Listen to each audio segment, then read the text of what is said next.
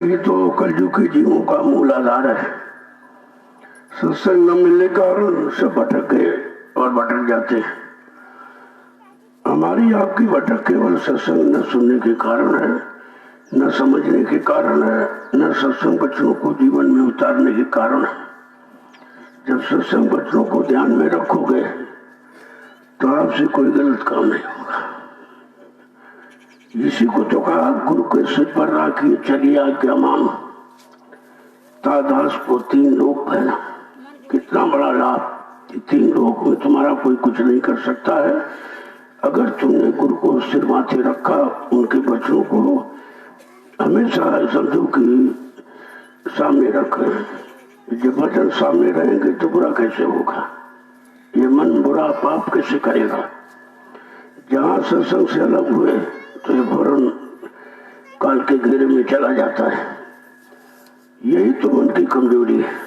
इसी कमजोर मन को आपको कुछ नहीं करना, न इधर न उधर देखना, ताकना, झांकना, कुछ नहीं। न किसी को समझाना समझाना, अपने मन को समझा लो कि ये थोड़ा सा उधर से हट जाए और इधर गुरु वचनों में लग जाए पकड़ के। तो जब हट जाएगा तो धीरे धीरे धीरे सब अपने आप ठीक होता चला जाएगा। ठीक करने के लिए तुम्हें कहीं से कुछ लेना नहीं है। वो वचन तुम्हें खुद ही बचा लेंगे। काम से, क्रोध से, लोभ से, मोह से, अहंकार से, ईर्ष्या, राग, द्वेष से, सबसे बचा लेंगे।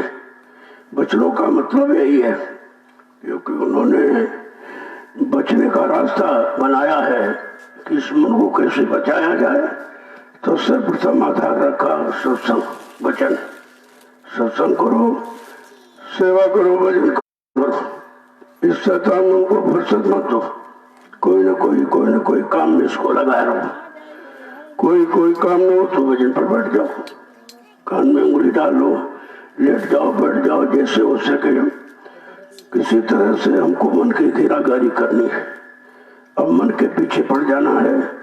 अगर इसे पीछे पड़ गए आप तो बहुत जल्दी काम हो जाएगा। और तुम कुछ भी यहाँ करते रहो लेकिन काम नहीं होगा, क्योंकि मन जब तक साथ नहीं देगा तब तक कुछ होने वाला नहीं। और ये साथ देगा नहीं, क्योंकि काल का एजेंट है, काल की तरफदारी करने वाला, काल के भोगों में बसने वाला, रहने वाला। तो ये कैसे साथ देगा आपका? उसी की युक्ति महापुरुषों ने बता दिया कि सत्संग करो, सेवा करो और भजन करो। जय गुरुदेव,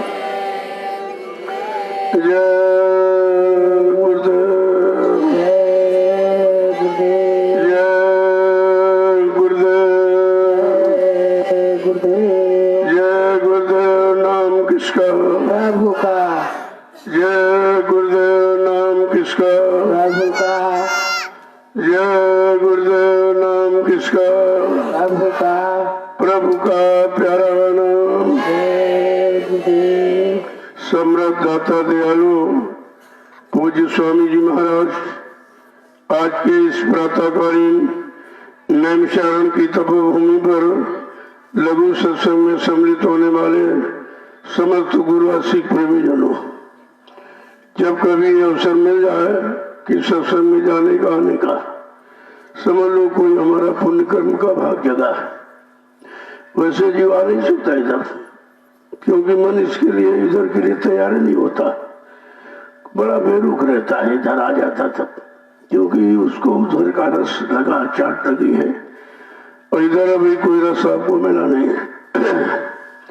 क्योंकि रस पाने का जो तरीका है, जो विधि है, साधन है, वो तो आप नहीं करते नहीं हो।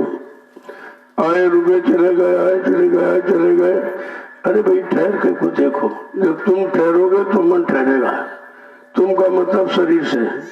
जब शरीर को रोक के रखोगे तो मन कहाँ जाएगा? ये अकेले कुछ नहीं कर सकता है, तो बहुत बहादुर, लेकिन जब शरीर को साथ मिलेगा तभी कुछ कर सकता है। अकेले तो कुछ करने वाला है नहीं। तो कहा चलो तुम्हारे बस का अगर मन नहीं है तो मन जाए तो जान दे, लेकिन कस के राख शरीर। पथरी उतरी पड़ी कमान से कभी न चाले तीर। महापुरुषों ने बहुत तरीके, सरल से सरल जीवों के लिए रखे हैं कि चलो भाई ये भगनी की आदत पुरानी मन की है, ये बचता रहा, कभी आपने रोका नहीं, कंट्रोल नियंत्रण किया नहीं, कोई लगाम आपने लगाई नहीं, तो ये बेलगाम हो गया है। लेकिन इसके लिए भी तरीका है कि बगैर शरीर को साथ लिए ये कुछ नहीं कर सकता। जब आप शरीर का साथ दो तो ये पाप और पुण्य गलत सब कर डालेगा। तो कहा चलो कुछ नहीं कर सकते, शरीर तो तुम्हारा है, शरीर को कब्जे में रखो। अगर शरीर कंट्रोल नियंत्रण में बना रहा तो ये शैतान कुछ कर नहीं सकता। और शरीर जड़ है, शरीर कुछ करता नहीं, कराने वाला मन है, यही कराता रहता है। ये बुरा काम वो पाप काम, फिर बुरे और पाप कर्मों में लगा कर बार बार तुम्हें सजा दिलाता है। क्योंकि वो उसको ये भी तो है कि मतलब यहाँ से चलना नहीं है। अगर उसको अपने घर की याद आ जाए तो बेचैनी हो जाएगी उसको भी। लेकिन अब तो भूल चुका कि मैं किधर से आया, किसके साथ आया, कौन मुझको साथ में ले आया, उसने हमारे लिए कुछ वादा संकल्प किया कि नहीं किया, ऐसा भूल गया है। यही इसको याद दिलानी है।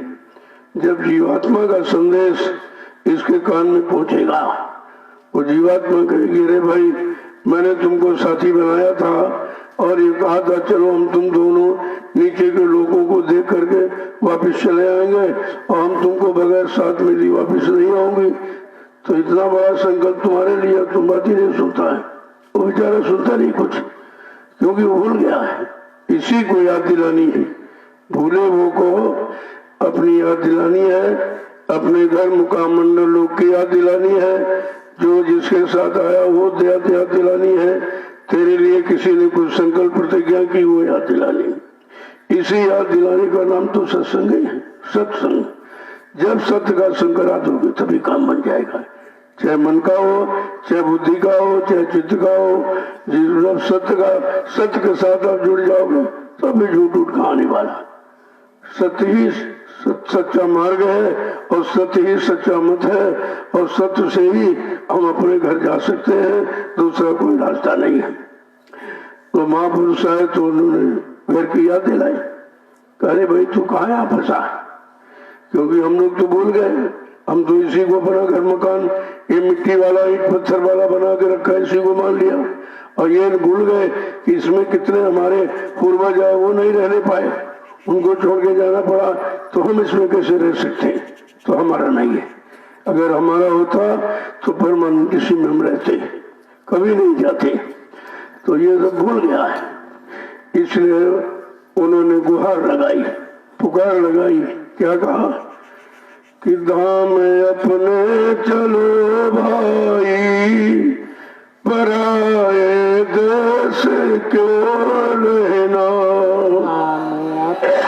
चलो भाई पराए देश क्यों रहना। धाम अपने चलो भाई, पराए देश क्यों रहना। हमें अपने चलो भाई पराए देश क्यों। जब सब सदगुरु आए इन्होंने याद दिलाई, और तो किसी ने याद दिलाई, न ऋषियों ने न मुनियों ने। वो खुद ही बेचारे फंसे पड़े, उनको खुद नहीं मालूम हमारा सच्चा घर कहाँ है। तो यही तपस्या तो किया, अच्छे शुभ कर्म किए, लेकिन ये याद उनको नहीं है कि घर जाने वाले कौन से कर्म है, घर हम किससे जाएंगे, ले जाने वाला कौन होगा, वो रास्ता कौन होगा, ये वो भी नहीं जानते। जिनको हमने सर्वसर्वा माना, जब वो नहीं जानते तुम किसे पूछेंगे। तो आकर उन्होंने खुद ही हवा लगा दी कि धाम अपने चलो भाई, पराए देश क्यों रहना। हमें अपने चलो भाई पराए देश क्यों रहना। कहते तुम अपने घर चलो। अब जब सुना तो बड़ा आश्चर्य हुआ कि अपने घर चले कहना, क्यों किसी ने तो बताया नहीं। कहते नहीं ये तुम्हारा घर नहीं है, ये पराया यानी काल माया का देश है, जिसमें हम रह रहे उसको मृत्यु लोग कहते हैं। इसी को संतों ने इसको सब लोग कहा है। तो उन्होंने तो बताया अरे भाई जो जानकार है जानता वही तो बताएगा। जिसको सारे लोगों की जानकारी, सारे लोगों में आने जाने वाला है, वही तो हर लोग की बात बताएगा कि भाई तुम्हारा घर कहाँ है, और ब्रह्मा जी का कहाँ है, और विष्णु भगवान का कहाँ है, शंकर जी का कहाँ है, भगवान राम का घर देश कहाँ, कृष्ण का घर देश कहाँ है, देवी देवताओं का घर देश कहाँ, सब बताएंगे। और कहे मन तुम्हारा कहाँ है, ऐ जीवात्मा तुम्हारा घर कहाँ है। जब उन्होंने सबको घर की बात बताई तब हमको अपने घर का होश आया कि जब हमारा घर नहीं है तो पराये देश में तो ज्यादा देर कोई रहने नहीं देगा। भाई किसी घर में आप चले जाओ 2-4 दिन रहोगे, अब तो परमानेंट तो आप रहोगे नहीं, ना तुमको रहने देगा। तो बात जब समझ में आए तब तो अभी यही नहीं हम समझ पाए। हम तो इसी मिट्टी ईट पत्थर माँ का मकान को संभाल के बैठे हुए, यही हमारा है, यही हमारा, ये हमारा, और ये हम भूल गए कि हमारे पहले जो इसमें आए जब वो नहीं रह पाए तो हम कैसे रह पाएंगे। ये हमारा है नहीं। आगे क्या कह रहे हैं, काम अपना करो जाई, पराए काम क्यों फंसना। करो जाई, पराए काम में क्यों फंसना। अब अपना काम भी हमें नहीं मालूम। हम तो यही खेती, दुकान, दफ्तर, बिजली, व्यापार, मजदूरी, इसी को अपना काम समझते। अगर ये तुम्हारा होता तो तुमसे बाद में छीन क्यों लिया जाता। कहा नहीं जाए अपने घर, तुम्हारे यहाँ नहीं, कुछ नहीं। तुम आए हो तो इसका प्रयोग कर लो, यह है नहीं तुम्हारा। ये तो तुमको किसी ने प्रयोग के लिए दिया है और हमने प्रयोग भी नहीं किया, दुरुपयोग किया। शरीर का भी दुरुपयोग किया, मन बुद्धि चित्त का भी दुरुपयोग किया। जो सामान रुपया पैसा मिला उसको बाद दुरुपयोग किया। हम सदप्रयोग करना जानते ही नहीं। वो तो संत महापुरुष बताएंगे कि सदप्रयोग क्या है। जब सदप्रयोग करोगे तो कोई कर्म नहीं बनेगा, कोई सजा नहीं मिलेगी आपको। लेकिन हम अच्छा बुरा जानते कहाँ है। जो मन को अच्छा लगा उसी को अच्छा मान बैठे, जो वाणी स्वाद जीभ को अच्छा लगा उसी को अच्छा मानते। मतलब अच्छे मानने की परिभाषा नहीं मालूम। अगर अच्छे सच्चे की परिभाषा मालूम हो जाए फिर तकलीफ किस बात की। तो क्या कह रहे हैं, अरे भाई तुम सब अपना काम करो। अपना क्या है, केवल तुम्हारी अपनी सिर्फ जीवात्मा है। न शरीर तुम्हारा है, न मकान दुकान जमीन तुम्हारी, न पत्नी बाल बच्चे माई बेटा, ये कोई तुम्हारा नहीं है। लेकिन तुम्हारी सिर्फ जीवात्मा है। अब तुम अपनी जीवात्मा का काम करो। अभी तक तुमने मन का काम किया, मन ने धोखा दिया, तुम्हारा वो भी नहीं निकला। तो कहते हैं कि अरे भाई अपना काम करो, ये पराया काम क्यों करते हो। हम अपना पराया जानते नहीं है क्योंकि हमको किसी ने बताया नहीं है और संत महापुरुष आए नहीं जिनको हर काम की सच्चाई मालूम है। जब वो आए तभी तो बताएंगे, और बता रहे तो हम इतने भूले भटके हैं कि उनकी बात पर विश्वास नहीं हो रहा। ये भाई क्या कह रहे हैं, ये कहते तुम्हारा घर नहीं है, घर तो हम ही ने बनवाया, कितना पैसा लगा, कहते तुम्हारा नहीं है। तो कहते रे भाई तुम्हारा अगर होता तो तुम्हारे पहले जो तुम्हारे माँ बाप पूर्वज आए वो फिर क्यों नहीं रहे इसमें। तो कहते हाँ ये तो बात है, उनको भी नहीं रहने दिया गया। कहा जब उनको नहीं तो तुमको भी रहने नहीं दिया जाएगा। ये तो सिलसिला बना, आया चला गया, आया चला गया, आया चला गया, राह खाली कर गया, राह खाली कर गया, राह खाली कर गया। जब खाली करना है तो तुम्हारा काम है।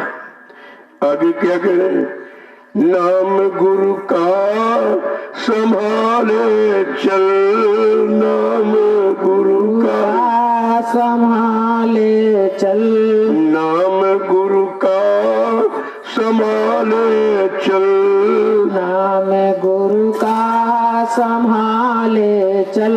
यही है दाम गठ बंधना, यही है दाम गठ बंधना, यही है दाम गठ बंधना, यही है दाम गठ बंधना।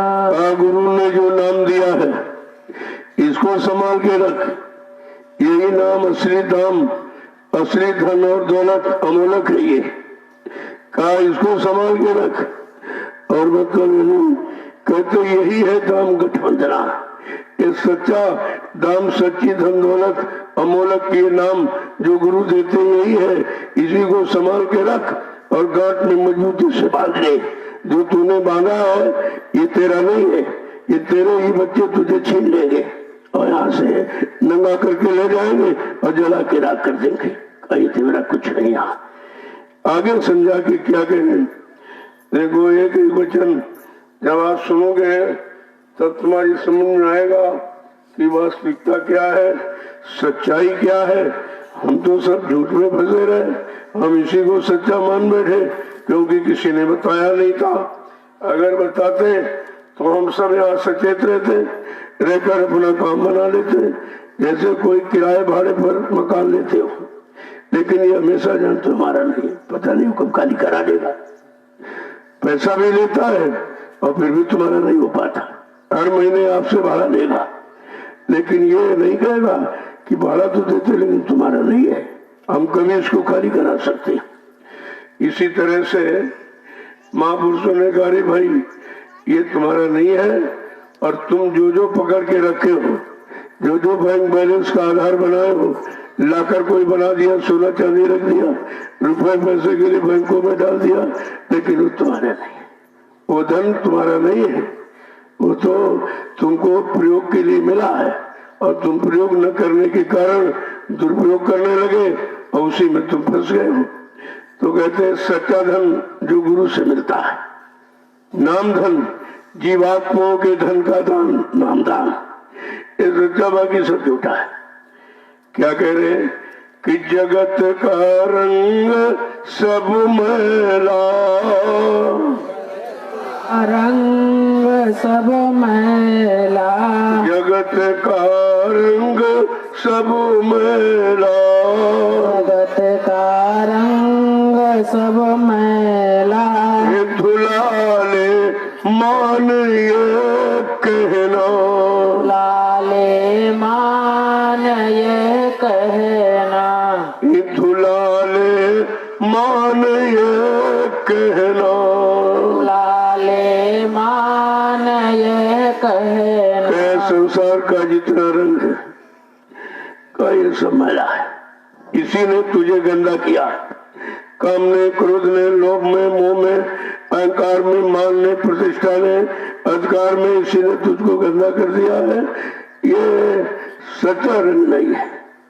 सच्चा रंग क्या है? नाम रंग, जिसको चढ़ गया फिर ये उतरता नहीं। एक बार अगर चढ़ गया और तुम रंग गए तो ये रंग कभी उतरता नहीं। आगे कह रहे हैं जो गंदगी तुमने चढ़ा ली कर्मों की वो उतरवा लो, उसे जल्दी से उतारो।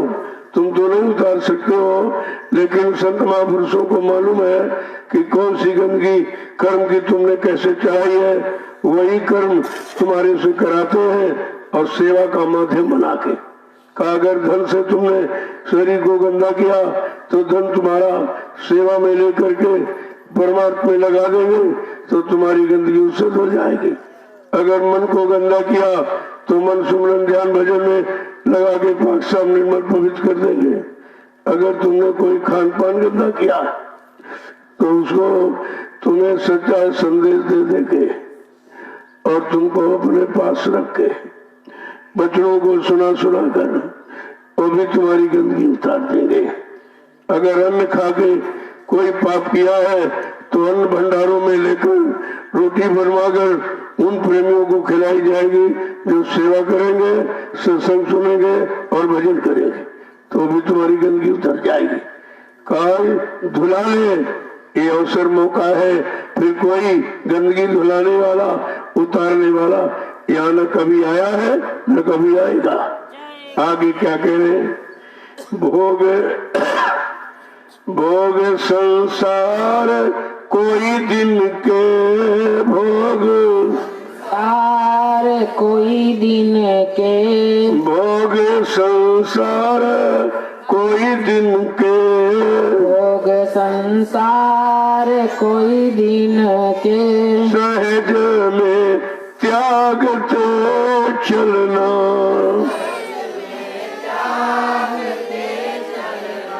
सहज में त्यागते चलना, सहज में त्यागते चलना। कहते संसार के भोग जिनको तुमने अपना मान रखा है, ये भी कुछ दिनों के, क्योंकि बचपन में तो होश ही नहीं रहता, खेलने खाने में चला गया और आगे कुछ थोड़ा समय जवानी का आया तो उसमें फंस गए आप, सारी शक्ति जवानी की और तुम इन्हीं भोगों में लगा दिया।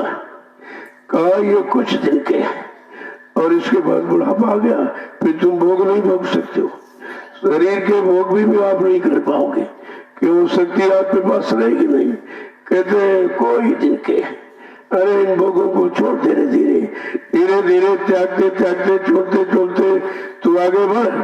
आगे क्या कह रहे कि शरण सतगुरु गहो दृढ़ कर, शरण सतगुरु गहो दृढ़ कर, शरण सतगुरु गहो दृढ़ कर, शरण सतगुरु गहो दृढ़ कर। करो ये काज ये पिल रहना, करो ये काज पिल रहना, करो फिर काज फिर रहना। ये भोगों की गंदगियां कोई नहीं उतार सकता, कितना पढ़ा लिखा बुद्धिमान धनवान बलवान हो, जब ऋषि मुनि योगियों ने नहीं उतार पाया, जिनको आपने भगवान का रामकृष्ण के अवतार वो नहीं जब उतार पाए, तो हम सब कलयुग के गंदे जीव जानते ही नहीं उतारना।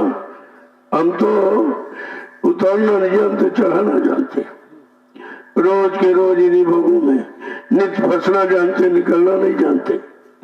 हम तो मतलब यानी निकल नहीं सकते क्योंकि निकलना मालूम नहीं है और निकलने का प्रयास भी नहीं करते, क्योंकि हम तो समझते हैं सब कुछ है, उस दिन रात दिन ये मिल जाए ये मिल जाए और ये मिल जाए ये मिल जाए और मिला कुछ नहीं, तुम्हें मिट्टी भी मिल गए, क्या मिला तुमको। कहते हैं शरण सतगुरु को हो दृढ़, जो समय का सतगुरु आया है उसकी शरण को मजबूती से पकड़ो। अगर मजबूती से लोगों ने चरण शरण को पकड़ा होता तो आज ये गुरु परिवार में ये हाल नहीं होता, जो बेहाल हो गया फटे हाल ये नहीं होता, क्योंकि शरण की महिमा नहीं समझी, चरणों की महिमा नहीं समझी, बचनों की महिमा नहीं समझी, नाम युक्ति नामदान की महिमा नहीं समझी, सेवा की महिमा नहीं समझी। जब किसी चीज को आपने समझे नहीं तो फिर पकड़ के रखोगे कैसे। कहा इसलिए सतगुरु की शरण को दृढ़ कर रखो, और किसी की शरण में जाकर तुम कुछ नहीं पा सकते। वो अपनी शरण में लगाकर इन्हीं भोगों में लिपटा लेगा, फंसा देगा, फिर तुम आप निकले नहीं पाओगे। आगे क्या करें, करो ये काज फिर लेना। इतना हिल मिल कर इतना मजबूती से चरण शरण को बचनों को पकड़ लो, यही काम आपको करना है, इसी काम से तुम्हारा ये सब काम हो जाएगा। आगे क्या कह रहे, सूरत मन थामो ये अब घट में, सूरत मन थाम अब घट में, सूरत मन थाम अब घट में, पकड़ धुन ध्यान धर मन ना,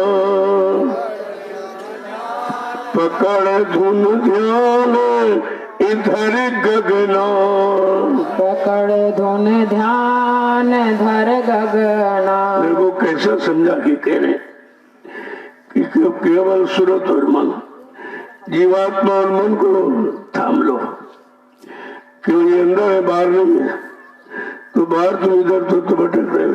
किसी ने कहा मंदिर में है, मुसलमान कहता मस्जिद में है, सिख कहता गुरुद्वारे में है, ईसाई कहता मतलब नहीं गुरुद्वारे में, उसमें चर्च में है, और सिख कहता गुरुद्वारे में, लेकिन मिला किसी को नहीं। अरे होता तब मिलता, ये तुम्हारी झूठी आस्था, झूठा विश्वास, झूठी श्रद्धा कैसे काम आएगी। तो कहते हैं सूरत और मन इसको थाम रो के रखो, ये घट में है, इनको घट में संभाल के रखो। जब ये संभाल, जब सूरत के साथ मन हो जाएगा भोगों से हटकर उसके साथ हो जाएगा तो वो घसीट के ले जाएगी, क्योंकि वही लाई थी वही ले जाएगी। तो क्या कह रहे, पकड़ धुन ध्यान घर कगना, वो ध्वनि वो आवाज, जैसे यहाँ कोई बुलाता फट से बच्चे चले जाते, क्योंकि मन शरीर को उधर ले जाता आवाज में। इसी तरह जो उधर की आवाज आ रही जीवात्मा मन के लिए, इसी आवाज को ब्रह्मवाणी, आकाशवाणी, ईश्वरवाणी, अनहतवाणी, शब्दवाणी कहा। मुसलमान फकीरों ने कलमा और आयत कहा है। ये निरंतर 24 घंटे ये मनुष्य रूपी मंदिर में है, जिस वाली मंदिर में मस्जिद में हो रही है। लेकिन आवाज को सुनेगा कौन? कहते कान, कान सुनता है, लेकिन कान तो बंद है। जीवात्मा का कान भी बंद है, आंख भी बंद, नाक भी बंद है, ना वो सुन रही, ना मतलब यानी देख रही, और ना ही कोई खुशबू बदबू के एहसास कर पा रही है। देखो कैसे समझाती, जैसे शरीर में आपके 2 कान है, 2 मतलब यानी कान है, और 2 आंख है, और 2 नाक के सुराख है। अगर ये बंद हो जाए तो कुछ दिखाई सुनाई देगा आपको। इसी तरह जब दिखाई सुनाई नहीं देता है तब आप खोज करते हो, अरे भाई कोई डॉक्टर वैद्य हकीम मिल जाए जो इसका जानकार हो। हमारा कान खराब हो गया, हमारी आंख खराब हो गई, ना खराब, इसको ठीक कर दे, तब तुम उसकी तलाश करते हो। अच्छा कोई सच्चा जानकार अनुभवी मिल जाता तो ठीक कर देता। लेकिन जीवात्मा के बारे में कभी सोचा कि जीवात्मा जब से आई है उसका आंख कान नाक सब बंद है, तभी वो बेचारी उधर न कुछ सुन पा रही न उधर मुड़ पा रही। जब कुछ सुनाई दे तभी तो मुड़ेगी। कहते ये बताओ जीवात्मा का आंख कान कहां से खुलेगा? या उसका जानकार, उसका अनुभवी कोई वैद्य डॉक्टर हकीम है? कहते हाँ है। क्या बताया संतों ने? गोस्वामी जी महाराज ने रामचरितमानस के उत्तरकांड में सारे प्रश्नों का उत्तर दिया। जितने भी प्रश्न आपके जीवन के हैं सारे प्रश्नों का उत्तर है और सारी समस्याओं का समाधान। लेकिन आपने उत्तरकांड कभी पढ़ा नहीं, पढ़ाने वाला कोई मिला नहीं, सुनाने वाले बांटने वाले तो आपको मिले, लेकिन करने कराने वाला कोई संत सदगुरु नहीं मिला, इसलिए वो भी काम आपका छूटा रह गया। तो कहते कि कौन खोलेगा? कहते सतगुरु वैद्य वचन विश्वासा, संयम ये न विषय की आशा। अगर सदगुरु रूपी वैद्य मिल जाए और उनके वचनों पर तुम विश्वास कर लो और उन पर विश्वास कर लो तो उनके पास जीवात्मा आंख कान नाक खोलने की रसायन जड़ी बूटी औषधि है, वो लगा के ठीक कर दे। तो कहा ये मानव जीवन का फिर ये सुधार कौन करेगा? आत्मा का उद्धार कौन करेगा? ये भी बताया कि कर्णधार सतगुरु दृढ़नावा और दुर्लभ काज सुलभ परिपावा। अगर अपने जीवन का जिसने मार्गदर्शक पथ प्रदर्शक डायरेक्टर सदगुरु को बना लिया, उसका ये काम आसान से हो गया, आसानी से हो गया काम। भगवान सब लिखा पढ़ी घर में तुम्हारे रखे, और न तुमने देखी पढ़ी न किसी से पूछा, और इसके जानकार भी नहीं कोई। और कांड सब बताएंगे, लेकिन ये आत्मा का कांड नहीं बताया। ये आत्मा का कान नाक जो बंद पड़ा है, जिसके कारण न वो जा पा रही है न समझ पा रही है, ये काम इसका कौन करेगा? कहा सतगुरु, सदगुरु करेगा। कर्णधार सदगुरु दृढ़नावा दुर्लभ का सुलभ परिपावा। जिन्होंने अपने मानवीय जीवन का मार्गदर्शक पथ प्रदर्शक डायरेक्टर सदगुरु को बनाया है, उनके पास उसकी दवा है जीवात्मा की आंख का नाक खोलने की, और रसायन जड़ी उनके पास, और यहाँ किसी के पास नहीं।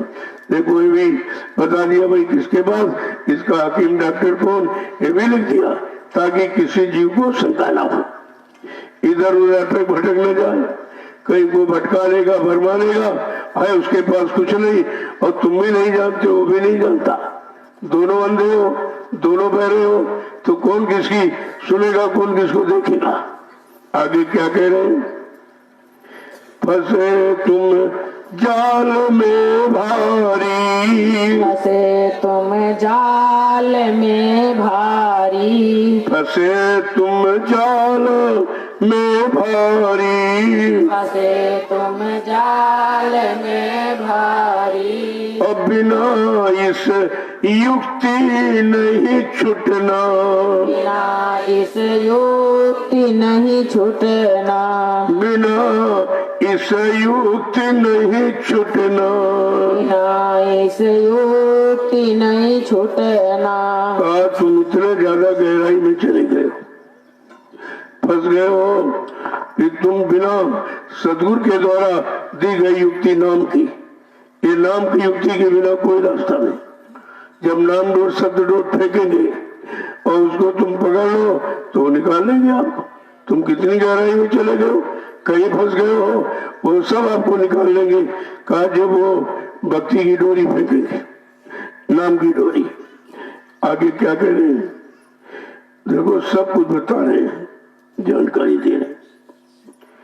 गुरु अब दया कर कहते, अब दया करें कहते, गुरु अब दया कर कहते, अब दया करे कहते। माने ये बात चित धरना, माने बात चित धरना, मान ये बात चित धरना। मान यह बात चित धरना। आज अब हम आपको फंसा देखकर और कहते बहुत दिन हो गए, कोई निकाला नहीं इनको, और ये यही सब फंसे पड़े हैं। जब गुरु ने अपनी दया की, कहते हैं मैं अपनी दया से निकालूंगा। और किससे? कहा नाम दूर पकड़ाकर, ये संत डोर नाम दूर पकड़ाकर तुम जहाँ फंसे पड़े हो, निकल नहीं पा रहे हो, उस भोगों के दलदल से मैं तुमको निकालूंगा। नाम डोर शब्द डोर को पकड़ाकर कह रहे मानिए बात चित्त धरना। इस बात को तू समझ ले, अपने चित्त में धारण कर ले कि और तुझे कोई निकालने वाला नहीं है। न किसी ने की आज तक किसी को निकाल पाया, क्योंकि निकालने का अधिकार भी किसको है और निकालने की युक्ति साधन उपाय किसके पास है। तो अब क्या कह रहे हैं कि गुरु अब दया कर कहते, देख लिया सब फंसे पड़े, कोई आया नहीं, किसी ने दया की नहीं, किसी ने निकाला नहीं। कहते जब सतगुरु आए तब वो दया कह के कहते हैं अरे भाई तुम बहुत गहराई में चले गए, तुमको कोई निकालने वाला आया नहीं, चलो अब मेरे वचनों को मानो, जो मैं कहता हूँ उसको सुनो और उसको मानो और चित्त में इसको धर लो कि इसके अलावा और कोई निकालने वाला नहीं है और किसी के पास निकालने का उपाय नहीं है। आगे क्या कह रहे कि भटक में क्यों उम्र खोते, भटक में क्यों उम्र खोते, भटक में क्यों उम्र खोते, भटक में क्यों उम्र खोते।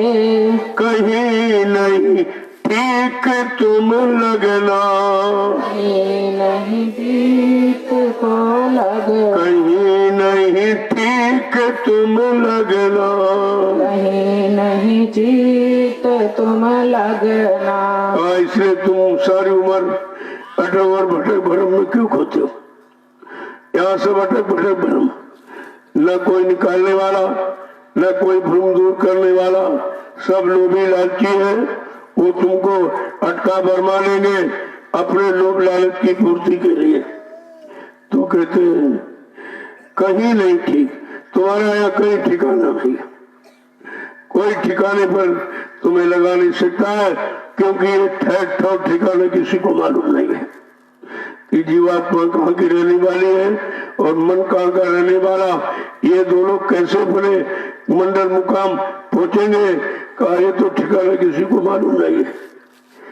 बसो तुम आए नैनन में, आए नैनन में, बसो तुम आए नैनन में, बसो तुम आए नैनन में। सिमट कर एक ही होना, सिमट कर एक यही होना, सिमट कर एक ही होना।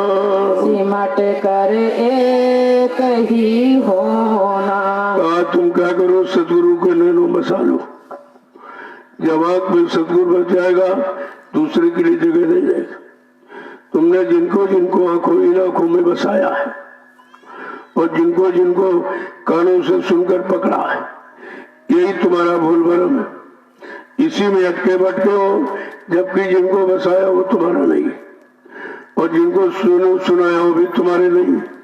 वो तो सब अपने लिए, अपने लोभ लालच किए तुम्हें बसाया है। कहा इसलिए तुम गुरु को नैनों में बसा लो। जब तुम्हारे आंख में बच जाएंगे तब दूसरे के लिए जगह नहीं रहेगी, फिर उन्हीं को निरंतर देखो। तभी क्या, ध्यान मूलम गुरु मूर्तिम, पूजा मूलम गुरु पदम, मंत्र मूलम गुरु वाक्यम, मोक्ष मूलम गुरु कृपा। सब गुरु ही और कुछ है ही नहीं यार, क्योंकि और कोई ऐसा देवता चलता फिरता बोलता चलता यहाँ है ही नहीं। केवल मृतलोक मंडल का सच्चा देवता, सच्चा माली भगवान गुरु है, जो तुम्हारे लिए आया, तुम्हारे लिए वचन फरमाता है, तुम्हारे लिए युक्ति बताता है और कहता तुम जल्दी से ये शरण चरण को पकड़ लो, मैं तुमको तुम्हारे घर पहुंचा दूं, ये हमेशा का झगड़ा झंझट खत्म हो जाए। क्या कह रहे हैं? जब सिमट कर एक हो जाओ, एक जगह केंद्रित हो जाओगे, कहा भाई तब तो कुछ होगा। और तुम इधर जागते उधर ताकते हो, शायद ये काम कर दे, शायद ये हमारा ये भला कर दे। कोई तुम्हारा भला नहीं है, सब तुमसे अपना भला कराएंगे, अपना स्वार्थ हल करेंगे और तुम्हारी शक्ति को खराब कर देंगे। समय और उम्र सब इसी में चली जाएगी, मिला मिलाना कुछ नहीं। जब उनको नहीं मिला तो तुमको कैसे मिला देंगे? आगे क्या करें?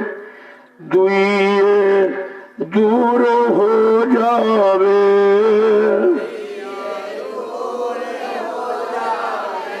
दुइये दूर हो जावे, दुइये दूर हो जावे, दृष्टि को जोत में धरना, दृष्टि को जोत में रखना, दृष्टि को जोत में धरना, दृष्टि को जोत में रखना। मेरे को एक शब्द ऐसा बताते हैं जो अन्यत्र कहीं कोई बताता नहीं। किसी ने देखा नहीं तो बताएंगे क्या? किसी ने पाया नहीं तो तुम्हें कैसे मिलाएगा? जो कभी गया नहीं तुम्हें कैसे ले जाएगा? कह रहे हैं कि यह दुविधा दूर हो जाए। जो हम दुविधा लिए बैठे, शायद ये काम कर दे, शायद ये काम कर दे, यही साथ में जीवन चला गया और किसी ने किया नहीं। कोई करने वाला होता तो करता। ये तो फंसाने वाले भी नहीं, आपको फंसा लिया। लोभ लालच में झूठा प्रेम यानी दे करके तुम्हें फंसा लिया। ये फंसाने वाले हैं, सब निकालने वाला कोई। और सबने अपने स्वार्थ हल किया और बाद में धक्का मार दिया। और अभी तक नहीं तुम समझ पाए हो कि तुम्हारा यहाँ कोई नहीं। धीरे से अपना काम बनाओ, कर्म कर जाओ, उतारो, अपने घर की तरफ चलो। तुम्हारा केवल सदगुरु और कोई नहीं है, जो इधर का भी यानी मतलब काम बनाएंगे और उधर आपको ले जाएंगे।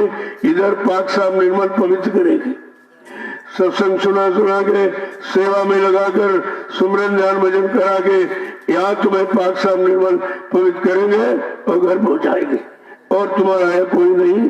तुम अपनी दृष्टि अपना देखना ये जो है वो जोत में रखो।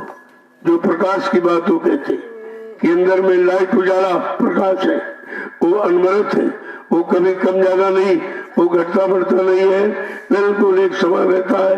जब उस ज्योति में दृष्टि को लगा दोगे तो इधर का देखना सुनना बंद हो जाएगा। तभी कहते हैं कि साधना बैठो वहां कान बंद करो। इसका मतलब वहां कान का कोई काम ही नहीं है। आंख कान का काम, इधर उधर कोई काम इनका नहीं। ये आंखें न उधर क्यों देख सकती है, न इधर कुछ सुन सकती। वो सुनने के लिए जीवात्मा में एक कान है और एक नाक है देखने के लिए। सब उधर मसाला बना हुआ, जैसा इधर शरीर में वैसे उधर। तो उसने फंसाने के लिए नकली बना दिया, ये आंखें लगा दी और एक कान लगा दिए और नाक लगा दिया कि ताकि इसी नाक कान में फंसा रहे, उधर आंख कान नाक में न फंसने पावे कहीं, नहीं तो निकल जाएगा, फिर हमारा सब काम बंद हो जाएगा। आगे क्या करें? श्याम तज सोत को गहना, श्याम कर सोत गहना, श्याम तज श्वेत को गहना, श्याम तज श्वेत को गहना, सूरत को तान धुन सुनना, सूरत को तान धुन सुनना, सूरत को तान ध्वनि सुनना, सूरत को तान धुन सुनना। कहता जो अंधेला है इसको छोड़। उधर से प्रकाशी प्रकाश हुए थे, एकदम फक है, वाइट है, वैसे सफेद यहाँ कहीं नहीं। कहा उधर जब आँख खुलेगी तो उस स्वच्छ प्रकाश को देखेगी जिसमें बड़ी शीतलता है। यहाँ ज्यादा लगातार भारी प्रकाश दो तो आँख तुम्हारी तिलमिला जाती है और मतलब खराबी हो जाती। लेकिन उधर का प्रकाश जो है कहा वो श्वेत है।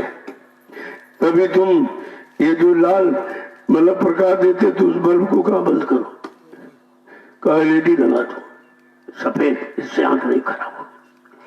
यहाँ भी मसाला बनाया लोगों ने, ऐसा नहीं है, लेकिन यहाँ बनाया है, वहाँ बनाया है।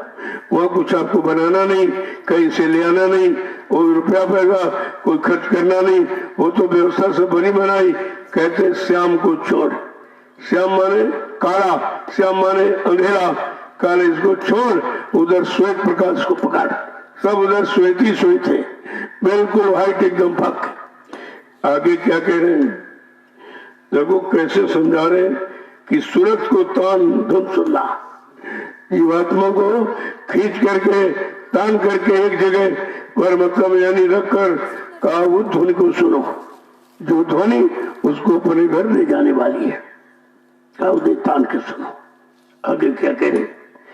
बंक के द्वार धस बैठो, बंक के द्वार धस बैठो, बंक के द्वार धस बैठो, बंक के द्वार धस बैठो, त्रिकुटी जाए कर लेना,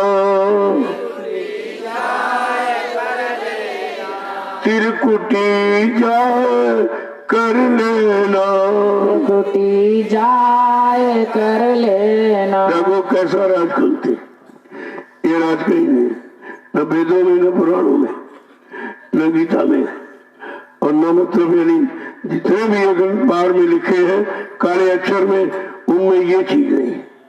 ये है शब्द रचना और यहाँ है अक्षर रचना। हम लोग अक्षर पढ़ते हैं, शब्द को जानते नहीं। अक्षर पढ़ा जाता तब समझ में आता और शब्द सुना जाता, कितना अंतर है।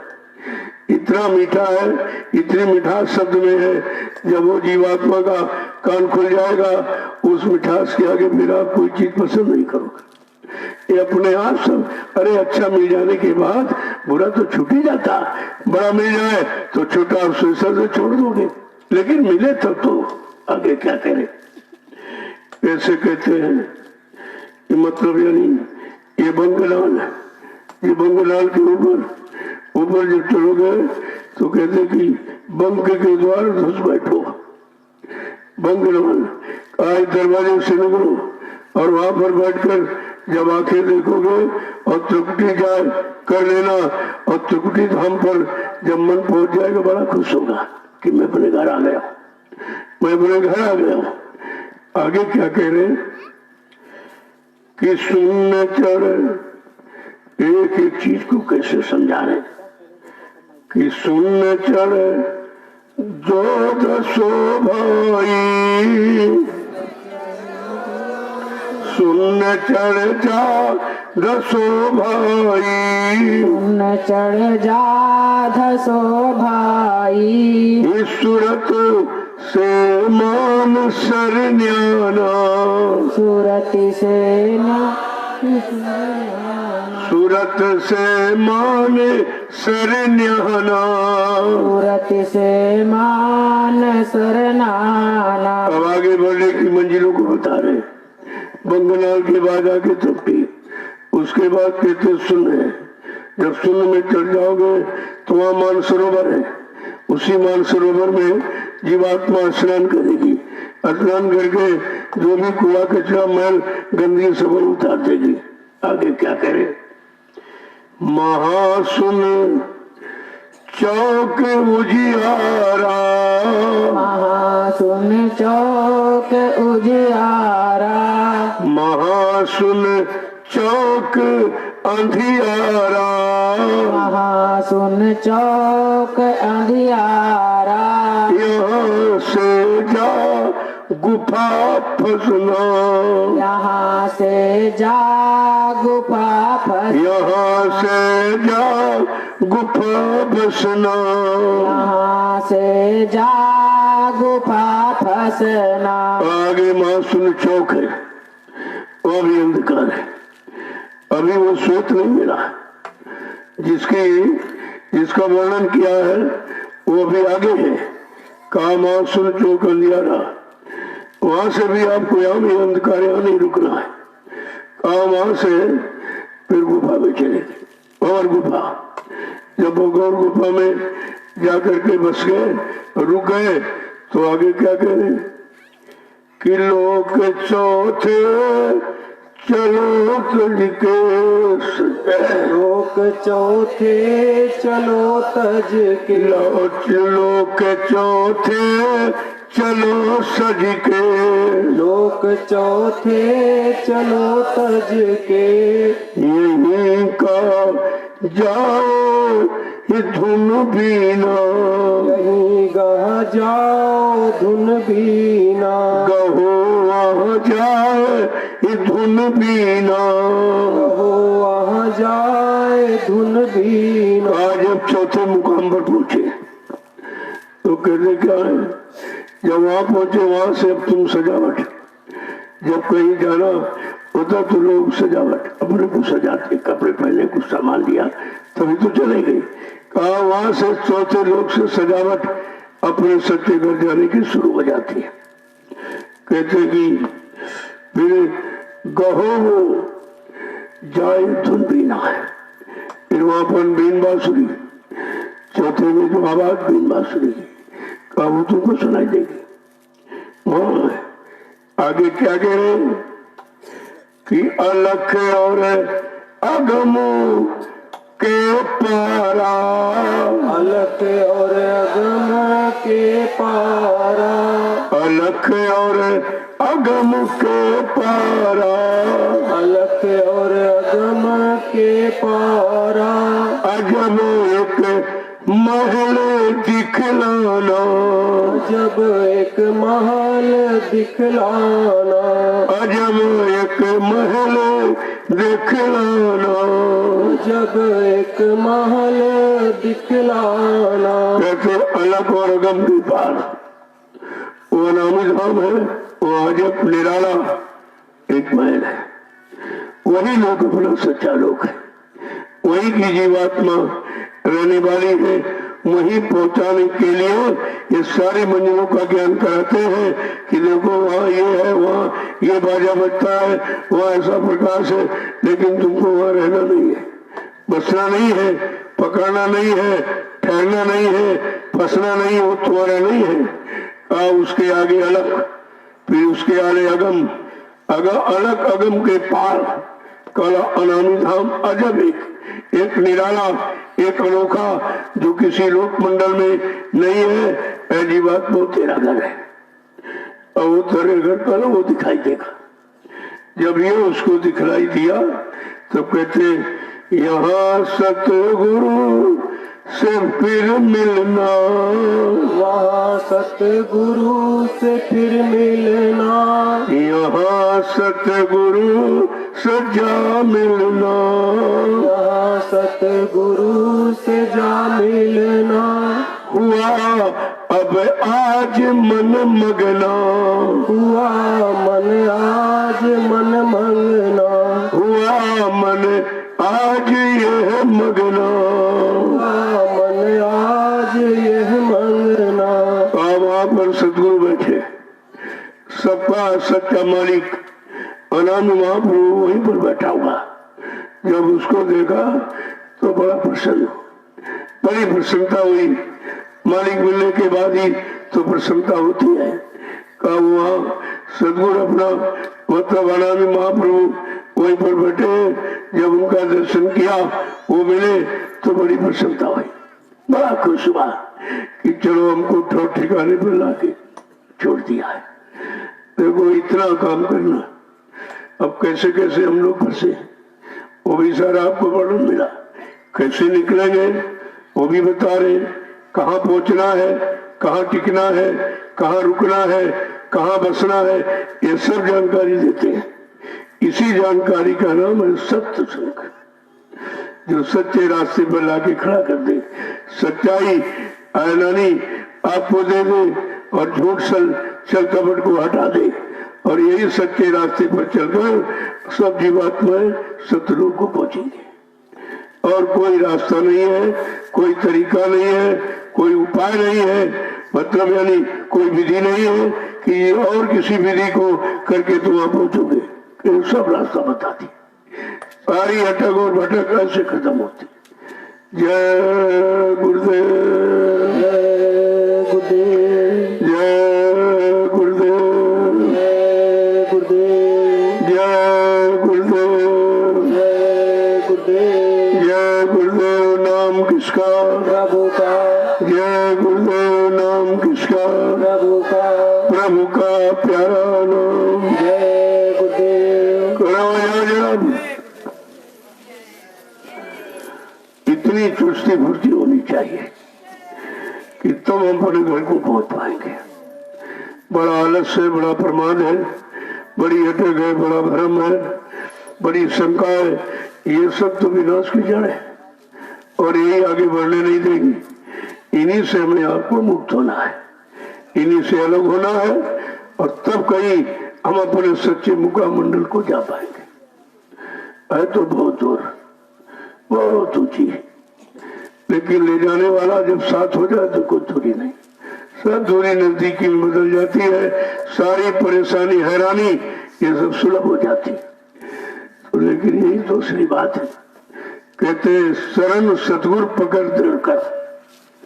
का जब सतगुरु की शरण को दृढ़ता मजबूती के साथ पकड़ लोगे, जो सारे लोक मंडल मुकामों के जानकार हैं तो वो मिल जाएंगे।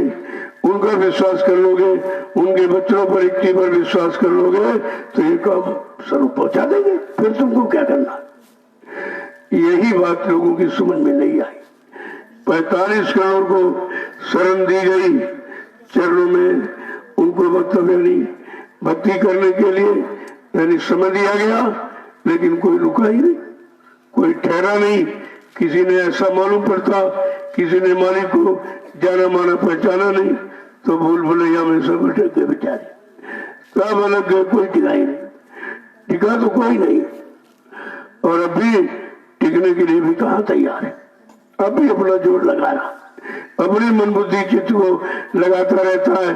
जब कह रहे भाई तुम्हारी मन बुद्धि चित्त इधर तो कुछ काम कर सकती, वो भी काम नहीं, इधर फंस सकती। ये फंसने को तो हम काम ही समझते हैं। ये भोग का रोग है, इसी रोग को हमने आपने पकड़ा और पाला है। इस रोग से निकलना बड़ा मुश्किल है। कैसे निकाला जाए? कहा रोग निकलेगा नाम योग से, भोग खत्म होंगे नाम योग से। जब नाम योग की साधना करोगे तो भोग खत्म हो जाएंगे, तो रोग चले जाएंगे। सारी बीमारी काम क्रोध मोह अहंकार की, ईर्ष्या राग द्वेष की, ऐसे तो खत्म होगी। सरल सतगुरु पकड़ कर और नाम को गठ बंधना, नाम को पकड़ गांठ में बांध लो और सतगुरु की शरण पकड़ लो, बस काम हो गया। दो रास्ते उपाय है, सतगुरु की शरण और उनके द्वारा मिला हुआ नाम, यही काम करेगा। जय गुरुदेव, जय गुरुदेव, जय गुरुदेव, जय गुरुदेव, जय गुरुदेव नाम किसका, किसका? प्रभु का। जय गुरुदेव नाम किसका? प्रभु का। प्रभु का प्यारा नाम। जय गुरुदेव। जोर से बोले, जय गुरुदेव। सब मिल बोले, जय गुरुदेव। बोलना होगा। जय गुरुदेव। अभी से बोलो, जय गुरुदेव। दर्द हरेंगे, जय गुरुदेव। सब कष्ट मिटेंगे, जय गुरुदेव। सुख शांति भी देंगे। जय गुरुदेव। सबके दाता, जय गुरुदेव। सबके मालिक। जय गुरुदेव। प्रेम से बोले, जय गुरुदेव। ये नाम नहीं इंसान का, ये नाम है प्रभु का। ये काम नहीं इंसान का। ये काम है प्रभु का। देखो इस काम से हम सब कलयुग के जीवों का काम होगा। ये कलयुग का जगाया जय गुरुदेव नाम प्रभु का। अन्य युगों के जगाए नाम से संसार, शरीर, समाज, परिवारों का काम हुआ। लेकिन सदगुरु दयाल ने जो जय गुरुदेव नाम प्रभु का जगाया, उससे संसार, परिवार, समाज का तो काम होगा ही, लेकिन साथ साथ में जीवात्मा का उद्धार होगा। ये दोनों काम होंगे। इसलिए नाम को तभी कहते नाम को गठ बंधना। नाम को समाने चल, काम हो जाएगा। हम नाम की महिमा नहीं समझते, नाम की कीमत नहीं समझते कि नाम अमूलक है। कहते इसका कोई अमूल्य नहीं चुका सकता, और ये जीवात्माओं के धन का दान है। ये जीवात्माओं के लिए के दान है, किसी के लिए नहीं। और कोई शरीर के लिए, मतलब यानी कोई भोगों के लिए नहीं, कहा ये जीवात्मा के लिए। वो भी दान दिया, उसके बदले आपसे कोई कीमत नहीं चुकाई, क्योंकि नाम की कोई कीमत है नहीं। वो तो अमूलक है। जो अमूलक, उसकी कौन कीमत लगाएगा या कौन कीमत अदा कर सकता? तो इससे समझ में आता है कि हम गुरु के कितने बड़े कर्जी हैं, कितने बड़े ऋणी हैं। अभी नाम का कर्जा उतार नहीं पाए और बीच में ये कलंक और लगा दिया, कहाँ मर के चले गए, कभी नहीं आएंगे। ये कलंक और लगा दिया, और बेचारों को भी नहीं पता है कि हम किस पर कलंक लगा रहे हैं, वो कौन है। हमारे सारे यानी जन्मों के कलंक को, मैल को जो धोने के लिए, उतारने के लिए आया, आज हम उसी पर कलंक लगा रहे हैं। इतनी भी समझ जीव के अंदर नहीं रही, क्योंकि उसने सत्संग वचनों को तो सुना लेकिन पकड़ा नहीं, वचनों को अपना आधार नहीं माना, वचनों पर पक्का विश्वास नहीं किया, तो इसलिए से भटक गए बेचारे। जय गुरुदेव। जय गुरुदेव। हमें थोड़ा बाहर जाना है, इसलिए शाम तक लौटाऊंगा। जल्दी कोशिश करूंगा कि आपको प्रसाद शाम को मिले, तो इसीलिए थोड़ा सा जल्दी, इसके लिए क्षमा चाहता हूँ। जय गुरुदेव। जय गुरुदेव। जय गुरुदेव। जय गुरुदेव। अब आप चलिए अपनी बड़ी सेवा। ये जिम्मेदार लोग यहाँ हैं, ये भजना चौरसिया जौनपुर और जय साहब अयोध्या, ये जिम्मेदार हैं। ये आपको काम बताएंगे कि कहाँ कहाँ सेवा होनी है, कैसी होनी है। आप इसको बराबर करिए। एक बात का ध्यान रखो, रात की चौकीदारी वो भजन से बढ़ के, इससे बढ़ के कोई सेवा नहीं है। वो आप चौकसी से करो। वो तुम्हारा, वो सदगुरु धाम का मुख्य द्वार है, तो तुम मुख्य द्वार की महिमा नहीं समझ पाए।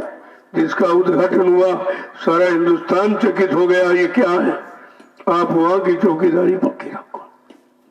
वहां पर जो ये बनाने वाले हैं, और सब लोग अभी ये पुआल उठाइए, फौर से वहां एक झोपड़ी बना दो, जो तिरपाल लगा उसको झोपड़ी के ऊपर डाल दो। और ये जितने गाने बजाने वाले लोग, तुम्हारी ड्यूटी वही है, दिन रात आप वही रहोगे। अभी तुम्हारी झोपड़ी बनी जा रही है, आप वही बनाइए, क्योंकि सबसे बड़ी देख रेख और सबसे बड़ी देवा सेवा सतगुरु धाम के मुख्य द्वार की है। तो मुख्य द्वार की महिमा नहीं समझ पाए, कितना पावन पवित्र है। वहां पर रहकर आप भजन कीजिए बैठकर, देखिए मतलब है नहीं। और वहां पर आगे दूसरी सी बैरिकेडिंग बना दिए, इधर एक कर दो, एक उधर दो, और दो बांस ऐसे से बांधो की रात्रि में कोई प्रवेश न ले, और सुबह बना हटा दिया करो। जब कोई आना जाना हो तब वैसे बराबर लगा रखिए।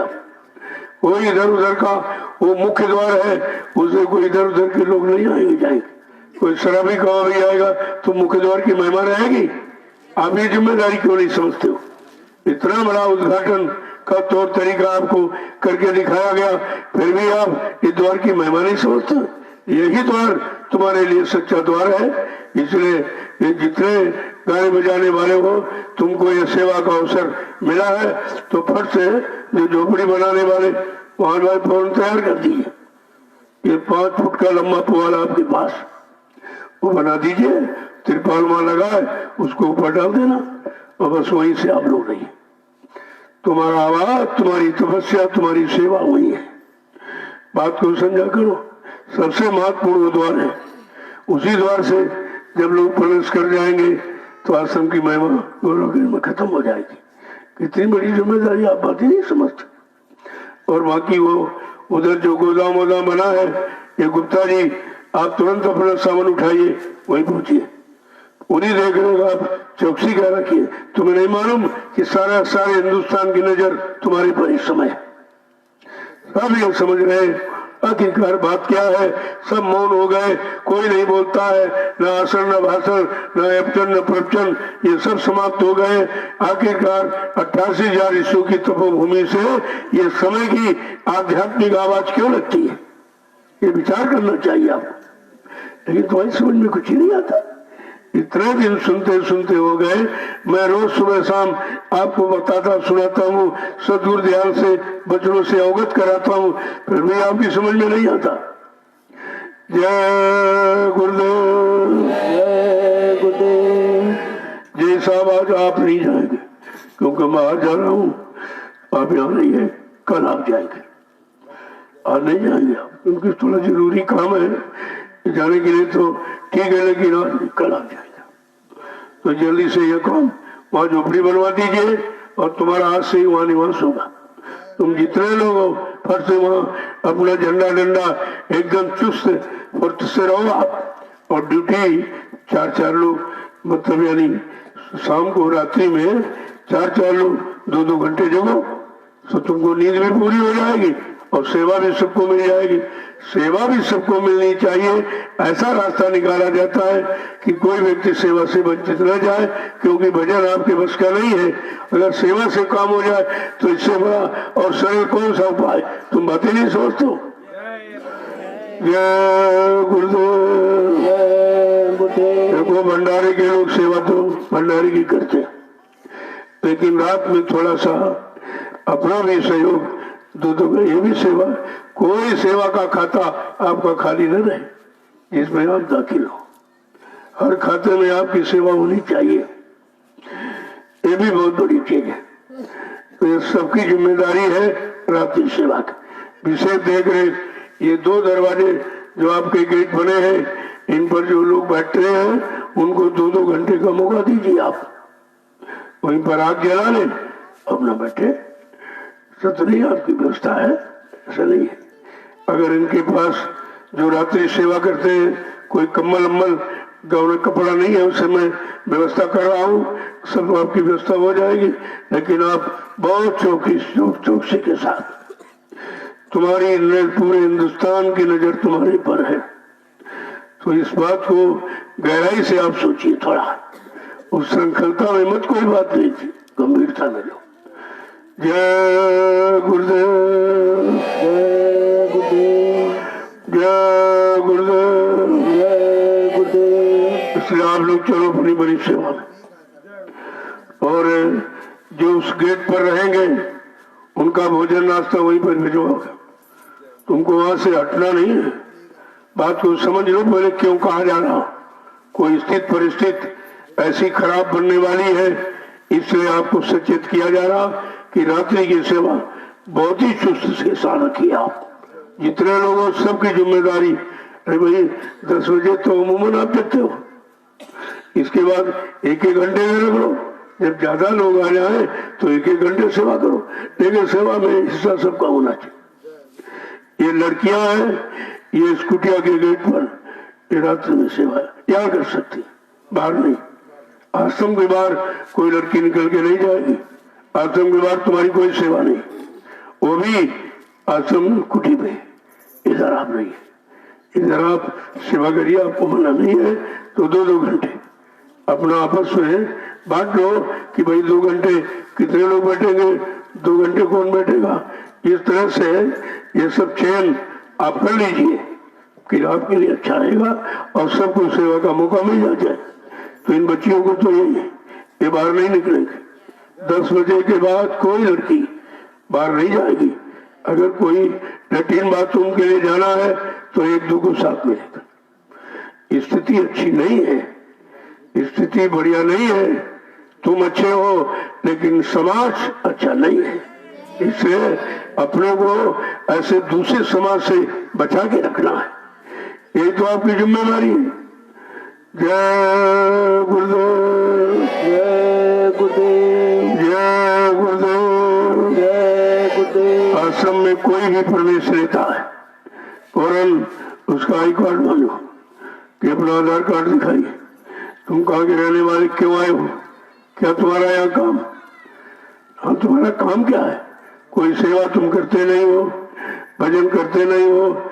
जब मैं शाम को दर्शन आपका इसीलिए करता हूँ कि कौन कौन लाइन में आया है, इसमें कोई दूसरा अनभिज्ञ व्यक्ति तो नहीं आ गया है। अरे कई एक रानी तीर से कई निशाने, केवल दर्शन की बात नहीं है और भी सब देखा जाता। तुम्हारा सारा सामान वही पड़ा हुआ, जिम्मेदारी तुम्हारा। तुम दिन में भी कोई नहीं रहता, रात में शाम हुई मैं उधर से इधर आया, सब इधर चले आए, वहां कोई नहीं रहता। यही आपकी जिम्मेदारी है। कितना आपका सामान पड़ा हुआ, उस सामान की देख रेख करना, ये तो असली तो जिम्मेदारी है। जब सामान नहीं रहेगा तो सेवा आप कैसे करो। तमाम तगाड़ी तस्ले वहां पड़े और पड़े तो चले जाते ना। अरे तुम ईमानदार, सब ईमानदार थोड़ी है।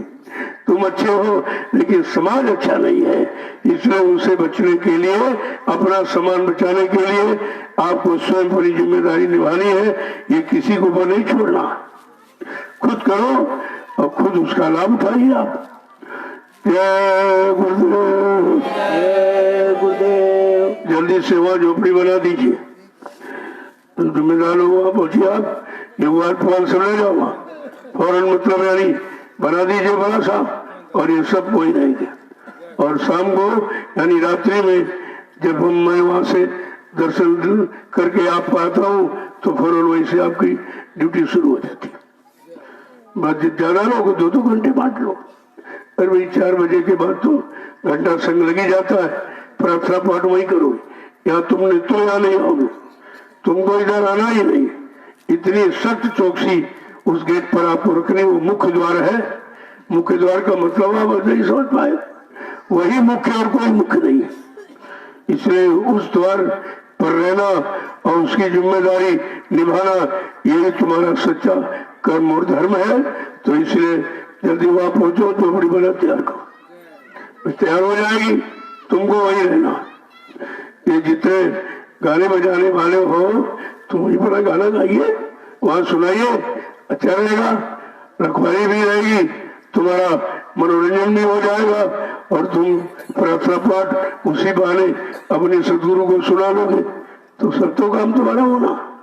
इनका नाश्ता सुबह का, दोपहर शाम का भोजन वही, ये कोई अंदर नहीं प्रवेश लोगे आप वही लोग, सत्संग भी वही से सुनोगे। यहाँ तुमको आश्रम में आने नहीं है, वही तुम्हारा आश्रम है, वही तुम्हारा स्थान है और वहीं पर आपको चौकसी के साथ रहना है। जय गुरुदेव, जय गुरुदेव। इसीलिए मैं गेट वालों से कहता हूँ जल्दी से उसमें दरवाजे लगा दीजिए, फौरन उसमें ताला बंद रखो, दिन में भी और रात्रि में। मेन गेट जब खुलेगा जब मैं निकलूंगा, बाकी छोटे छोटे गेट है, कोई जरूरी है पहले नाम पता पूछिए आप, वहीं पर इंक्वायरी दफ्तर बन जाएगा, वही एक बड़ा सा कमरा बनवा दूंगा और बस वहीं आप रहोगे। पूछताछ कार्यालय वही रहेगा, खोया पड़े सामान का कार्यालय वही रहेगा और उसी में जो 11 एक टोली आती जाती रहेगी, एक टोली आवास निवास वही करेगी। बहुत जल्दी से व्यवस्था होती अभी हो रही है। जय गुरुदेव। लेकिन चारों तरफ घूमना देखना है बहुत जरूरी। ऐसा थोड़ी ख्वाहिश हो गए फिर मिलेगा क्या आपको। यहाँ खाने सोने के लिए नहीं आए हो, यहाँ सेवा के लिए आए हो। तो ये तो सेवा सरल है। उड़ाया झंडा डंडा और 10 आदमी 12 टोली जाएगी, सब बाहर अकेला एक व्यक्ति नहीं जाएगा। टोली फौरन ले जाओ और जब तक 4 इधर 4 उधर, इस तरह तो बंटवारा कर सकते हो। और पूरी निगरानी रखो आप आश्रम की। मैं बार बार इसको दोहराता हूँ कि तुम्हारे पास, तुम्हारे ऊपर इस पूरे हिंदुस्तान की नजर है, सब देख रहे हैं। वहां व्यवस्था क्यों बनी? सब बिगड़ गया, सारा विश्व बिगड़ गया, सब परेशानी में मुसीबतों में चले गए और यहाँ एकदम सुरक्षा है। तो बात तो कोई जरूर है, वो बात तुम मन बुद्धि चित्त थोड़ी समझ सकते हो। जब तक भजन नहीं करेगा, सत्संग नहीं सुनेगा, सेवा नहीं करेगा, सदगुरु दया नहीं मिलेगी तो आपकी समझ में कुछ नहीं आएगा। देखोगे लेकिन समझ नहीं पाओगे, सुनोगे और समझ नहीं पाओगे। समझ तो उसके द्वारा आएगी। जय गुरुदेव। अब आप चलिए सेवा में, चलो मैं शाम को मिलूंगा, कोशिश करूंगा जल्दी आ जाऊं, थोड़ा जरूरी काम है, जाऊंगा लौटूंगा आपको, लेकिन आप अपनी सेवा में न करो। बराबर शाम को प्रसाद दूंगा, आपका दर्शन करूंगा। चलिए आप चलो सेवा, तुरंत पहुंचिए आप, यहाँ कोई दिखाई नहीं देगा, यहाँ कोई भीड़ भाड़ नहीं, मैं अभी निकलूंगा यहाँ से। जय गुरुदेव। जय गुरुदेव। चलो आप सेवा करो, अच्छा रहेगा। मौका मिल गया है, इस समय कहाँ मिलेगा। अभी आपने देखी दिवाली में भीड़ हो गई, 2 दिन सेवा बंद हो गई। सेवा तो थोड़े ही लोगों में हो पाती है, ज्यादा बाबा मरी उजाड़, ज्यादा लोगों में तो कुछ नहीं हो पाता है। और आप कितने भाग्यशाली हो कि रोज ही सेवा है। कुछ लोगों की सेवा तो रोज नहीं। वो आपका जिसमें सत्संग स्थल था वो खेत, उसको आप लेवल से कर दीजिए बराबर। ये महिलाएं सब पहुंचे, आप एक एक बांस ले लीजिए, आप उसको बराबर ऐसे से लेवल कर लो और जुता करके कल लो परसों उसमें जो बो दिया जाएगा, गाय के लिए चारा हो जाएगा, बढ़िया रहेगा सब। जय गुरुदेव। जय गुरुदेव। जो कोई काम नहीं कर पा रहा, कोई सेवा तो फिर से कहता जा। अरे बैठे बैठे तो कुछ तो आपका हाथ पैर चलेगा, वहाँ जब चलेगा तो सफाई होगी, कर्म कर्जे उतरेंगे। और कितना बड़ा काम कि आपने देखा सत्संग स्थल, कितने लोगों ने बच्चे सुने। अब ये गाय उसका चारा पाएंगी तो गौशाला की सेवा आपकी जुड़ जाएगी। यहीं से सेवा शुरू है। तो इसको आप फौरन लेवल करिए और करके कल या परसों इसको बुआ दिया जाएगा, क्योंकि समय भी है और हो जाएगा तो ठीक रहेगा। और आसपास उसके बैरिकेटिंग भी बनानी है, कोई जानवर आके फसल को नुकसान न करे। तो अभी लोग लकड़ी लेने जाएंगे, जो लकड़ी लेने जाएंगे बहराइच में, तो उनको सूचना दे दो कि भाई कुछ बांस आप तैयार करके उसी गाड़ी पर लोड करा था, ताकि बैरिकेडिंग बन जाए। अगर यहाँ क्षेत्र में तलाश करो बांस कहीं मिलता तो खरीद लो, फौरन बैरिकेडिंग इसको बना दो, ये बहुत जरूरी है। इसको बो दीजिए आप, जितना भी पर्याप्त बो दीजिए, बाकी उधर आप अपना बाथासरूम जाने के लिए महिलाएं वगैरह इनको कोई जगह नहीं है, उधर थोड़ा बना दीजिए, घेर लीजिए, तो उधर अपना ये भी काम होता रहेगा, उधर साइड में किनारे। और जितना वो बीज उतना बो दीजिए आप, उतने में थोड़ा उधर छोड़ दीजिए आप, तो आने जाने का रास्ता भी रहेगा। और मतलब जिनको बाथरूम वगैरह जाना है तो फट से वहां पर थोड़ा घेर दीजिए, उनकी व्यवस्था अलग कर दीजिए आप। मर्यादा का ध्यान रखिए, बहुत मर्यादा है तो सब कुछ। मर्यादा नाश्ते आपत्ति विपत्ति खड़ी हो जाएंगी। ये मर्यादा ही खत्म देश में समाज परिवारों में हुई है, तभी है सब मुसीबतें और दिक्कतें आगे खड़ी हो गई आपके सामने। जय गुरुदेव। जय गुरुदेव। तो ये झोपड़ी बनाने वाले पहले तो आप पहुंचिए, ये झोपड़ी तुरंत आप थोड़ी मोटी बनाना, सर्दी है, और ऊपर वहां तिरपाल जो लगा है उसको बदल देना फट से बना दीजिए वहां। और ये तुम लोग जितने गाने बजाने वाले, तुम आश्रम के अंदर नहीं आओगे, वहीं रहोगे। तुम्हारा वही स्थान है, स्मरण ध्यान भजन वही करना है, सत्संग वहीं से सुनना है, और सेवा ये है कि देखभाल देखभाल की सेवा आपकी, हर चीज की। जो सामान पड़ा है ये भी ये जिम्मेदारी, कोई तसला है, कोई फावड़ा इधर उधर न होने पावे, और कोई सामान, क्योंकि वहाँ अभी सेवा चलेगी। बैरिकेडिंग जैसे मतलब यानी जैसे सेटिंग लग जाएगी फौरन, मतलब यानी लोग अपना वो जाल वाल बिछा देंगे और जल्दी से उसको आप तैयार करा दीजिए, तैयार करा दो। फिर कुछ और काम उधर कानपुर आश्रम में है, वहां आपको ले चलूंगा, वहां भी काम हो जाए कुछ, क्योंकि आश्रम के लिए जो खेत लिया गया उसमें बाउंड्री बनी, तो वहां भी आपको ले चलूंगा। थोड़ा वो भी अपना देख लो कि वो सब वो अपना, ये सब अपना ही है, ऐसा नहीं कोई दूसरा है, वो भी अपना है।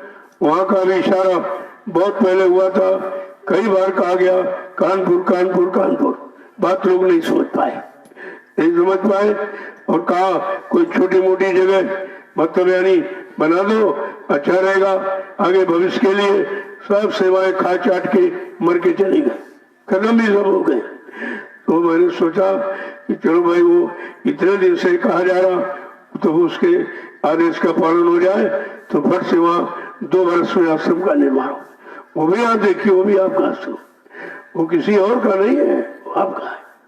उसके भी देख रेख समय समय पर कुछ प्रेमी वहां भी रखे जाएंगे जिनको भजन करना है उस आश्रम पर, और कोई काम नहीं। थोड़ी बहुत अपना क्यारी बना लो अपने लिए, सब्जी सब्जी बोलो, वहां समर लगा हुआ है, ऐसा नहीं, व्यवस्था हुआ सब है, लाइट वाइट बिजली सब, 4 लैट्रिनें बनी है, नहाने धोने के लिए, भंडारा चलाने के लिए एक कमरा बना हुआ है, सब सामान भंडारे का वहां रखा है। तो कुछ लोग अपना भजन वजन जिनको करना है हमारा नहीं लगेंगे, वहां चले जाएंगे, वहां की देख रेख जरूरी है, वो भी आदेश पर ही निर्माण हुआ है। ऐसे में कोई काम करता नहीं, जब मुझे कोई प्रेरणा मिलती है या हुकुम आदेश मालिक का होता है तो फट से वही आपको बता देता हूँ कि चलो आप भी लग जाओ, सबका लाभ हो जाए, सब आदेश का पालन कर ले। यहाँ तो काम ऐसा ही होता है, अपनी मनमुक्ता में यहाँ कोई काम नहीं होता, मनमुक्ता में होता तो इतनी जल्दी विकास नहीं होता है। तो 1 साल में सब ताजुब करते आते देखते कि 1 वर्ष में हमने, हाँ 1 साल में दया बरसी है, वो दया से काम हुआ है, वो किसी से नहीं हुआ है। उसको आप देख लीजिए, मथुरा में जो 60 वर्ष में कितना हो पाया था, 1 वर्ष में इतना। जरा ये भी तो देखिए कि अगर उतना समय यहाँ दे दिया जाए, वहां से 10 गुना हो जाएगा, 10 गुना। और ये सच्चा स्थान है, पाक सा पवित्र। अरे मथुरा तो कंस की नगरी है, राक्षस नगरी है, कैसे तुमने धर्म नगरी कह दी? वो तो भगवान कृष्ण को धर्म लाने के लिए कितनी हत्या और हिंसा और खून खराबा करना पड़ा, तब वो वहां पर हुआ था, तब हुआ था। लेकिन इसीलिए लोग गंदगी को समझ नहीं पाए और ये भी सब गंदे हो गए, ये भी सब गंदगी फैलाने लगे। तो मैंने कहा चलो एक पाक साफ स्थान का निर्माण हो जाए। यहाँ के लिए ये इशारा था कि कलयुग यानी सज्जु के अंकुरण यहीं से निकलेंगे। जब सज्जु का अंकुरण होगा तो अंकुरण कोई आसमान में तो नहीं होगा, आधार तो जमीन ही है। तो उसी संकल्प को, उसी वचन की पूर्ति के लिए आपका निर्माण हो गया। कितनी जल्दी हुआ, ये है दुआ। इसका मतलब सज्जु लाने के लिए बहुत बेताबी हो रही है, लेकिन कलयुग बीच में आड़े हाथ आ रहा है और आप भी कलयुग में भी खड़े हो, सज्जु की तरफ चलने बढ़ने के लिए तैयार नहीं हो रहे हो, तो देर तो इसी बात की, वहां कोई देर नहीं, देर इधर से। अगर सब लोग सच्चे अच्छे ईमानदार चरित्रवान जल्दी से हो जाओ तो जल्दी सज्जु आ जाए, माहौल यानी व्यवस्था बन जाए। व्यवस्था के लिए सब चाहते हैं, अच्छा समाज हो, सच्चा समाज हो, अच्छा परिवार हो, अच्छा पति हो, अच्छी पत्नी हो, अच्छे सच्चे बच्चे हो, अच्छा धंधा व्यापार चले, सब अच्छा ही चाहते हो। लेकिन अच्छे कर्म नहीं करोगे तो अच्छा कैसे मिलेगा? ये तो कर्म के द्वारा, और कर्म खराब है, चाहते अच्छा है। कितने लोग आए, अच्छाई सच्चाई नहीं समझ पाए और बेचारे चले गए। मैं तो किसी को भगाता नहीं, तुम ऐसे कर्म करके खुद ही भाग जाते हो, मैं क्या करूं। मैंने कहा भाई तुम हमारी चोरी, मेरे पास कुछ है नहीं, मेरे पास अंगूठी वो तुम चुरा नहीं सकते हो, बाकी सब आपका दिया हुआ। जो भी रुपया पैसा है या मतलब आप दे रहे हो, मैं इकट्ठा करके तो रखता नहीं हूँ, क्योंकि मेरे पास तो कोई बैंक बैलेंस तो मैं करता नहीं हूँ। सब रोज का रोज आपको ये लग रहा, आपके सामने लग रहा है। लगाने वाले हैं, इनसे आप मिल लीजिए, यही व्यवस्था कर रहे हैं। नहीं, मैं केवल देख लीजिए वो करता हूँ कि भाई गलत जगह मैं प्रयोग नहीं होने दूंगा। आप अगर ये समझते हो नहीं नहीं हम व्यवस्था बना के ऐसा कर देंगे, हम तुरंत वही तुम्हारा रास्ते बंद कर देंगे और रास्ते हम काट देंगे, तुमको उधर तुमको भी खराब नहीं होने देंगे, तुम्हारा मन भी खराब न हो, इसलिए उधर से काट दिया जाता है कि आप पैसे से लेकर खराब भी हो सकते हो। और ये धन कितना खराब है, मेरे पास कोई अच्छा धन खुशी से नहीं, बहुत कम लोग खुशी से, वही 1-2 रुपए देने वाले बेचारे गरीब लोग वो खुशी में देते, बाकी किसी का भूत उतर गया वो आ गया देने, शादी ब्याह हो गया वो आ गया, बच्चा नहीं होता था 10-10, 15-15, 14 वर्ष बाद लोगों को बच्चा मिला है, ये भी यानी क्षण की महिमा समझ गए वो लोग दे जाते, बीमारी खत्म हुई वो भी दे जाते, और कोई काम बन गया तो भी तो पैसा तो ये है। तो इस पैसे को मैंने कहा खराब है, आप इसका प्रयोग मत करना।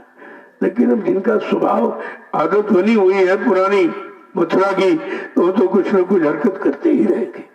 लेकिन वो बेचारे ये नहीं समझते वहां तुमने किया तो क्या मिला, और यहाँ करोगे तो क्या मिलेगा, या कहीं करोगे तो उससे कुछ मिलने वाला है। वो तो जो मेहनत मशक्कत यानी मतलब की कमाई तुम्हारे काम आएगी, बाकी तुम्हारे काम कुछ आने वाली नहीं, यानी संपत्ति भी चले जाएगी और तुम्हारा बुद्धि का विवेक ज्ञान भी खत्म कर देगी।